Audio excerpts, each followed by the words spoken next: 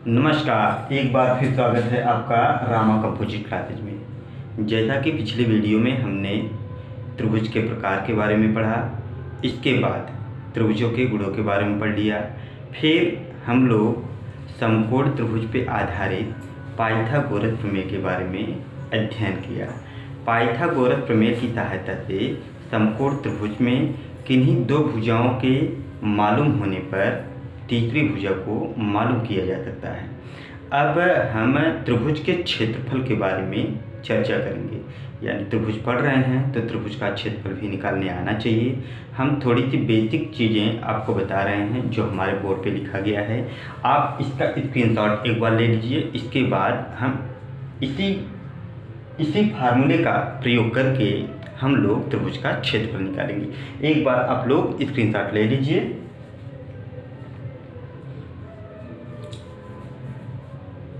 हाँ, देखिए, सबसे पहले ये देखेंगे कि यदि किसी त्रिभुज की भुजाएं ए बी सी यानी त्रिभुज की तीनों भुजाएं अलग अलग माप की हों, ए बी सी हों, तो त्रिभुज का अर्ध परिमाप यस जो है अर्ध परिमाप कहलाता है।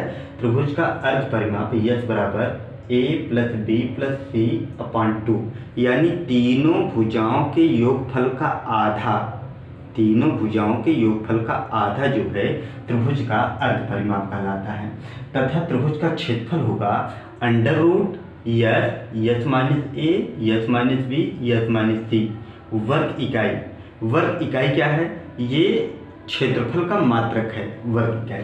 अब आते हैं त्रिभुज का क्षेत्रफल जो होता है ये संभवतः होता है समकोण त्रिभुज का क्षेत्रफल। तो समकोण त्रिभुज का क्षेत्रफल होता है आधार गुणे लंब बटे 2। तो लंब को ही हम लोग ऊंचाई कह देते हैं। तो त्रिभुज का क्षेत्रफल बराबर आधार गुणे ऊंचाई बटे 2 वर्ग इकाई में। तो यदि समबाहु त्रिभुज की प्रत्येक भुजा ए हो, समबाहु त्रिभुज है तो तीनों भुजाएं बराबर होती हैं। तो समबाहु त्रिभुज की तीनों भुजाएं बराबर होंगी तो एक भुजा यानी प्रत्येक भुजा ए हो तो त्रिभुज की ऊंचाई यानी त्रिभुज का लंब जो है अंडर रूट 3/2 ए यानी √3/2 गुणे भुजा होता है। तथा क्षेत्रफल जो होगा अंडर रूट 3/4 ए स्क्वायर यानी अंडर रूट 3/a में भुजा स्क्वायर का गुणा कर देंगे तो समबाहु त्रिभुज का क्षेत्रफल आ जाएगा। अब देखिए, समकोण त्रिभुज में पाइथागोरस प्रमेय से, जैसा कि पिछले वीडियो में हम लोगों ने पढ़ा था, समकोण त्रिभुज में पाइथागोरस प्रमेय से कर्ण का स्क्वायर बराबर लंब का स्क्वायर प्लस आधार का स्क्वायर। एक और हम लोग देखेंगे समद्विबाहु समकोण त्रिभुज का क्षेत्रफल। समद्विबाहु समकोण त्रिभुज का क्षेत्रफल जो होता है वो कर्ण का स्क्वायर अपान 4 बराबर लंब का स्क्वायर अपान 4 बराबर आधार का स्क्वायर अपान 2। ये लंब का स्क्वायर अपान 2 है। अब हम लोग कुछ क्वेश्चन को हल करेंगे। क्वेश्चन मेरे पास कुछ क्वेश्चन का कलेक्शन है, हम एक बार बोलेंगे, आप चाहें तो लिख सकते हैं। अगर नहीं लिख रहे हैं तो कम से कम सुनिए, सुन के देखिए कि क्वेश्चन का सलूशन यानी किसी भी त्रिभुज का क्षेत्रफल हम लोग कैसे निकालेंगे। इसे मिटाते हैं फिर आगे देखते हैं।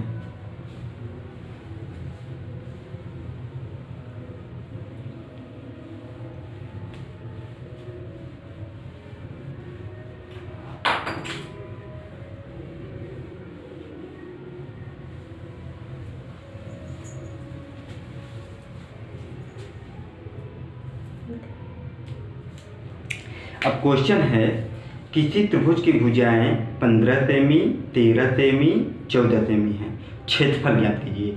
यानी एक त्रिभुज दिया गया है, त्रिभुज की तीनों भुजाएं दी गई है और कह रहा है कि क्षेत्रफल ज्ञात कीजिए। तो इसका मतलब तीनों भुजाओं की लंबाई दिया है 15 सेमी 13 सेमी और 14 सेमी। यानी एक त्रिभुज बना लेते हैं और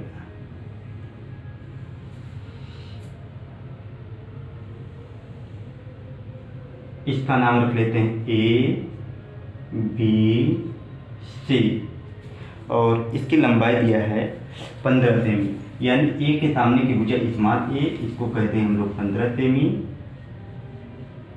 और 13 सेमी, ये भी 13 सेमी और एक और है 14 सेमी, 14 सेंटीमीटर। यहाँ पे एक चीज़ देखने से मिल रहा है कि इस त्रिभुज की तीन भुजाएं जिनकी लंबाइयाँ 15 सेमी, 13 सेमी, 14 सेमी हैं, तीनों अलग अलग हैं। जब तीनों भुजाओं की लंबाइयाँ अलग अलग हैं, इसका मतलब ये है कि यह एक विषमबाहु त्रिभुज है, क्योंकि इसकी तीनों भुजाओं की लंबाइयाँ अलग अलग हैं। विषमबाहु त्रिभुज में हमने पढ़ा था कि एक ऐसा त्रिभुज जिसके तीनों भुजाओं की लंबाइयाँ बराबर न हो, इस प्रकार के त्रिभुज को हम लोग विषमबाहु त्रिभुज कहते हैं। तो विषमबाहु त्रिभुज का क्षेत्रफल हम लोग कैसे निकालते हैं? तो विषमबाहु त्रिभुज का क्षेत्रफल निकालने का फार्मूला जो होता है वो होता है एरिया, आर से एरिया आप ट्रायंगल कर दें, बराबर होता है, एक फार्मूला है √ यस, जहाँ पे यस अर्ध परिमाप है, त्रिभुज का अर्ध परिमाप है। Yes √yes - a, yes - b और यस - c। अब इसमें हम लोग कैसे पता करेंगे कि कौन सा a है, कौन सा b है, कौन सा c है? तो आपको सीधा सीधा बता दें कि ये कोण a है, कोण a के सामने की भुजा जो होती है a होती है, कोण b के सामने की भुजा को हम लोग b कहेंगे और कोण c के सामने की भुजा को हम लोग c कहेंगे। तो यहाँ से पता चल गया कि a बराबर 15 सेंटीमीटर, 15 cm, b बराबर 14 सेंटीमीटर, c बराबर 13 सेंटीमीटर। अब ऊपर देखिए, एरिया ऑफ ट्रायंगल यानी त्रिभुज के क्षेत्रफल का फार्मूला है √yes, yes - a, yes - b, yes - c। तो इसका मतलब सबसे पहले हमें यस निकालना है। तो पिछला जो हमने एरिया वो फार्मूला लिखा था उसमें मैंने देखा था कि यस बराबर a + b + c/2 है। इसका मतलब है a की वैल्यू है 15, लिखेंगे 15, प्लस b की वैल्यू है 14, ये हो गया 40, और c की वैल्यू है 13/2। अब हम लोग जोड़ लेंगे 3, 4, 7, 5, 12 का 2, हासिल लगा 1, 1, 2, 3 और हासिल 1, 4, ये हो गया 42/2, 42 का आधा यानी हो गया 21। इसका मतलब यस बराबर कितना आ गया? 21 सेंटीमीटर। अब हम फार्मूला लगाएंगे, एरिया ऑफ डेल बराबर √yes, yes - a, yes - b, yes - c। अब देखेंगे इसमें हम लोग वैल्यू रखेंगे, यस की वैल्यू है 21, 21 मल्टीप्लाई 21 - a का मतलब 15 लिखेंगे, इंटू यस यानी 21 - b का मतलब 14 और 15, 21, 21 - c का मतलब 30।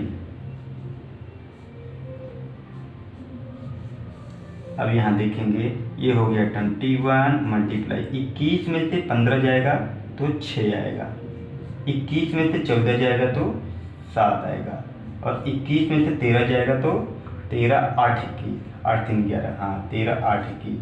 अब देखते हैं, अब इसका गुणनखंड कर देंगे।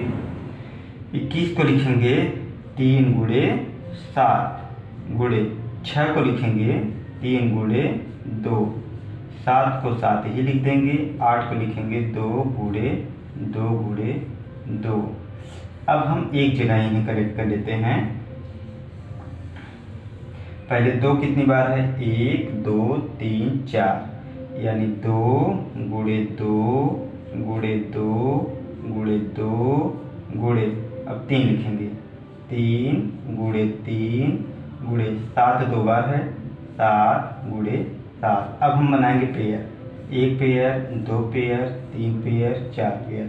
अब हम लोग लिख लेंगे अलग, यानी 2 × 2 × 3 × 7, 2 × 2 × 3 × 7।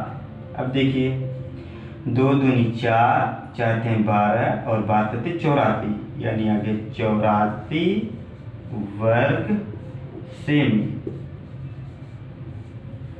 इस तरह से हम लोग देखते हैं कि किसी भी विषमबाहु त्रिभुज का क्षेत्रफल निकालने के लिए सबसे पहले त्रिभुज का अर्ध परिमाप यानी यस निकालते हैं। त्रिभुज का अर्ध परिमाप बराबर होता है यस बराबर a + b + c अपान 2, यानी तीनों भुजाओं को जोड़ते हैं, इसके बाद उसका आधा करते हैं। जब आधा करते हैं यस आ जाता है, तब जाके इसी फार्मूले में √s yes - a yes - b yes - c रखते हैं। इस तरह से रखें, इसके बाद सबका गुणनखंड कर दिए, पेयर बना लिए, पेयर से हम बाहर किए, बाहर करके गुणा किए, तो 84 वर्ग सेमी हमारा त्रिभुज का क्षेत्रफल प्राप्त हो गया। धन्यवाद।